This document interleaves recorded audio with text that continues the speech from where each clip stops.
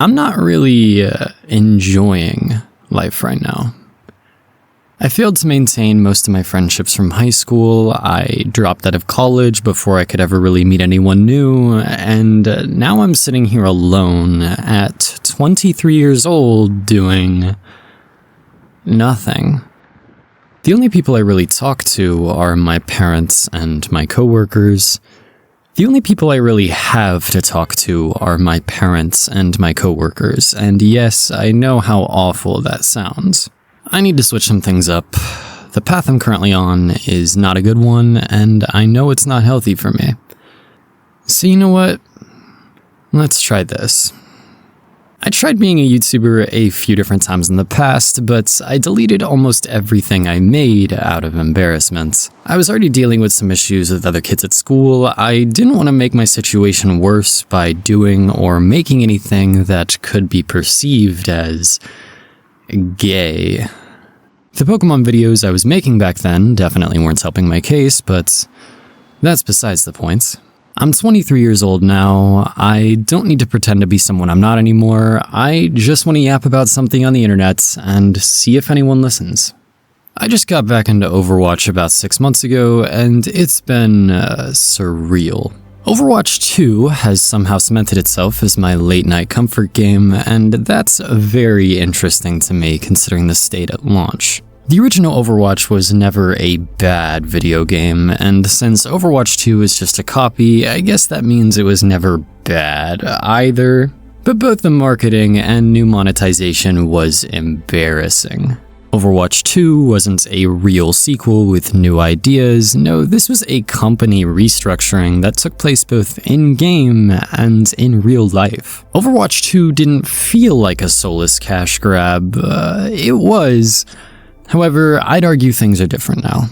The first thing I noticed when I returned to Overwatch 2 was the new heroes. The original Overwatch was online for a little over 6 years, and during that time, the developers added 11 new heroes to the game. 2 in 2016, 3 in 2017, 3 in 2018, 2 in 2019, 1 in 2020, and none in 2021. Overwatch 2, however, if you include the new hero dropping next season, has also added 11 heroes to the game, and it's achieved this feat in half the time. 3 new additions at launch, another by the end of the year, 3 in 2023, and 3 in 2024. These new faces are not messing around. They clearly understand that they previously wasted everyone's time, including their own, and I like that. I stopped playing Overwatch because it felt as if the developers stopped caring about Overwatch, and I know a lot of people felt the same way. Surprisingly, I'm not getting those same vibes anymore, and that is a very good sign. The next thing I noticed was both the new maps and modes.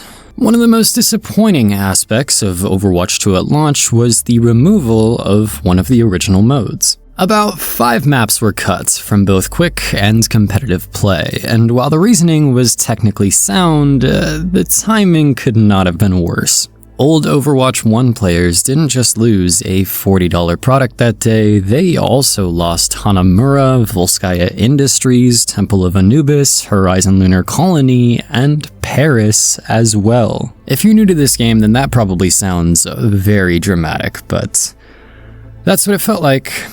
In any case, Overwatch 2 has since literally doubled the amount of modes, so I guess I'm happy now. The push robots is a vibe, Flashpoint creates some pretty silly scenarios, and Clash is making me feel all sorts of nostalgia in more ways than one. These new modes have added a little more variety to the Overwatch experience, and I think that's a good thing. Another thing I noticed was the new sense of progression. I like working towards stuff. I grew up grinding levels in Pokemon, and slowly improving my rank in Overwatch is no different. Funnily enough, this is exactly why loot boxes were so important to the Overwatch experience. Locking a special reward behind competitive play doesn't sting as much when you can still earn something else in quick play. I'm not sure if y'all remember, but the arcade mode used to have a purpose. In any case, both the Battle Pass and new weapon variants have done nothing but add to the player's sense of progression in Overwatch 2. Leveling up has always been fun, and playing competitive has never been as rewarding as it is now. The replayability of this game is actually a lot better now. Hopefully we'll see some of these new loot boxes end up in the arcade. And finally, the last thing I noticed after playing for a little while was the new direction of the game. For those unaware, the original Overwatch was just the very first step in a very large plan. Overwatch 2 was always going to happen. The only thing that wasn't was Jeff Kaplan. Overwatch was his baby. At one point, it was almost impossible to imagine the future of this game without him in it, and yet, here I am. Some strange decisions have definitely been made. I can't believe it took 2 years for 6v6 to return, and I also can't believe this mythic system is so frugal. But at the end of the day, these new perks and this upcoming stadium mode have me feeling genuinely excited about Overwatch again. I didn't really think it was possible, but this new director, Aaron Keller, is doing a pretty good job.